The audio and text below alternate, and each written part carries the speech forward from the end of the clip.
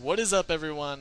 This is Cody. We are back doing another Guild Wars video, and I am joined by everyone this time. Midos. Me.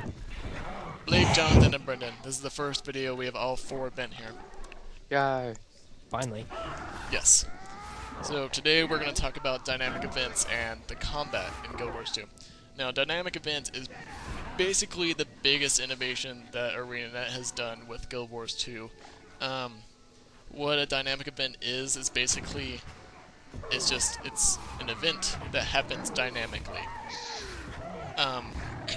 I'll go in on this further. Okay, thank you, Brendan.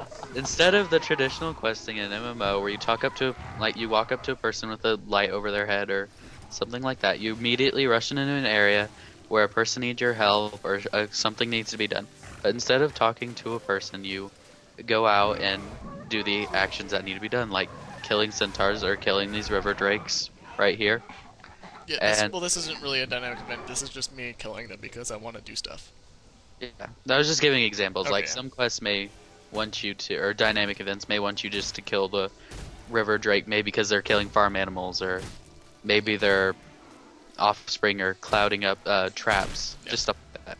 If I can interrupt you just for a second, I'm about to pick up a cow patty and throw it at something. So I just want to tell you guys and let you know how awesome that is. Where's Okay. the cow patty? There it is. It's being thrown at that worm right now. It's really gross. Okay. Alright. How Shooting awesome! with a cow patty?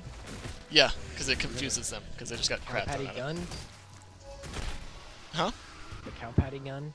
Is that what it No, truly is? you pick up a pile of cow crap off the ground and you throw it. Just like right there. I just did it. I like cow patties. Okay. So back to dynamic events. Yeah, so you'll just see something happening and instinctively you'll know, hey, I should probably go help out with this because this looks important. Not you see someone with an exclamation point over their head and they like give you this long dialogue box that you don't read, and then you hit OK, and then there's an arrow on your mini map and you go kill something, and then you go back and you get 5 gold or whatever. So yeah, this is just a cool way of replacing the traditional questing system that is incredibly outdated and needs to be revamped, as they have done. Yeah, it makes you feel like you're more immersed in the game rather than stopping and then talking to this person. And some people, while playing this game, they've actually learned more of the lore through this than what they would have done like through traditional questing, where they have to go up and talk to the person, which they wouldn't really. They just X out and they wouldn't even care. But here they don't really have to listen. You just do the action and you kind of understand what's going on. Yeah. Because you can see what's happening. You don't have to read about it. You'll see it, and you'll hear NPCs tell you about it. Because there's a freaking crap ton of voice acting in this game. There's so much, like, they gave an exact number of like how many full-length movies there is of dialogue in this game, and it's something ridiculous. But that's not relevant right now. That's awesome. Okay, so let's talk about scaling. Scaling is a part of dynamic events where everyone, or not everyone, okay. Lizards have scales. Yes, that's all it is, just the scales on lizards. So do fish. This is true. So basically what scaling is it will make the event harder for the more people that show up. Oh my gosh, that grammar was awful, but yes.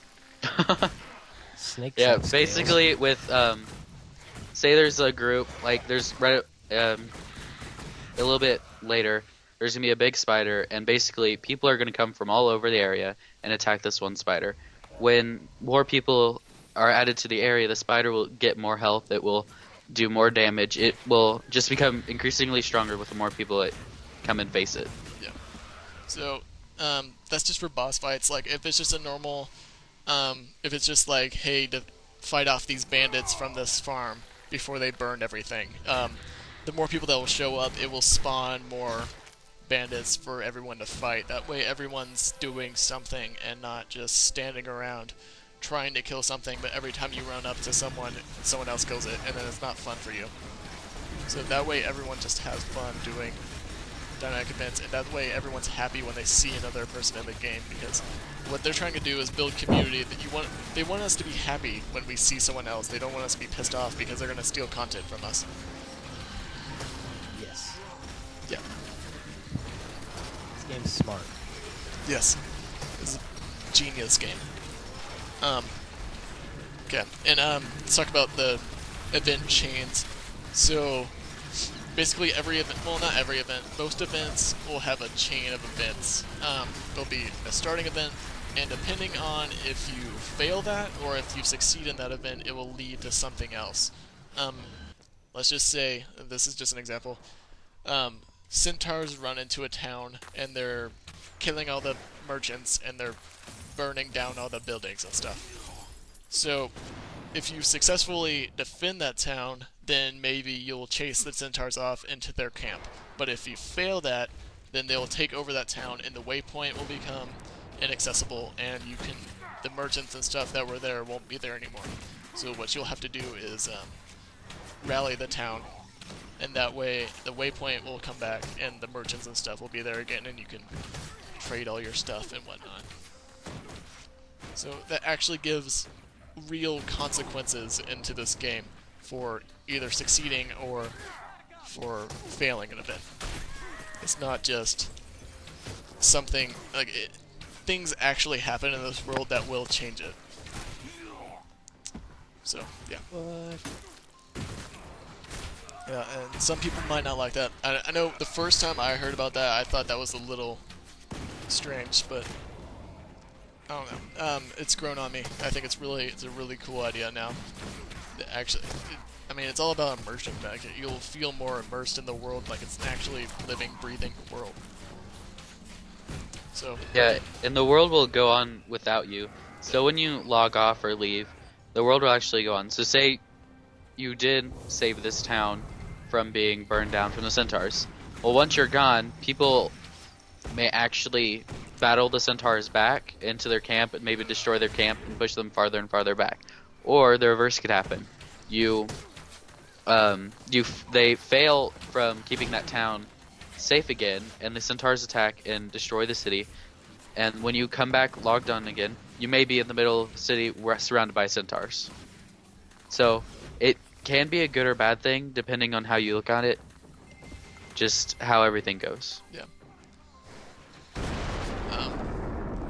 So I don't know. I think the game, they've actually said that if you're taking, like, you won't spawn back into an event. I don't think.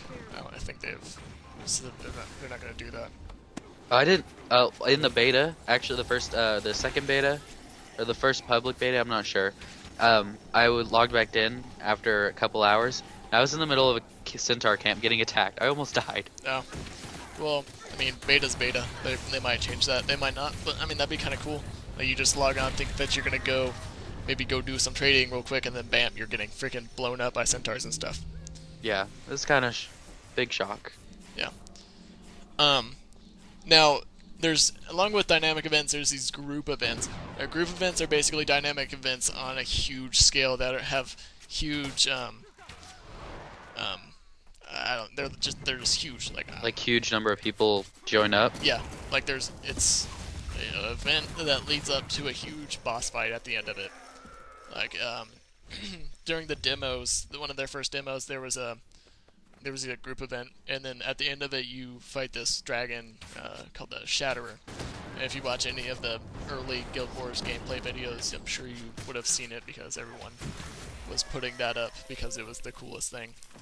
And yeah, that's just one example. I'm sure there's a lot more than that. So basically, this video is winding down. I think we can end this by asking, do either you, Jonathan, or Blake have any questions about this game so far? I like this game, and I want it.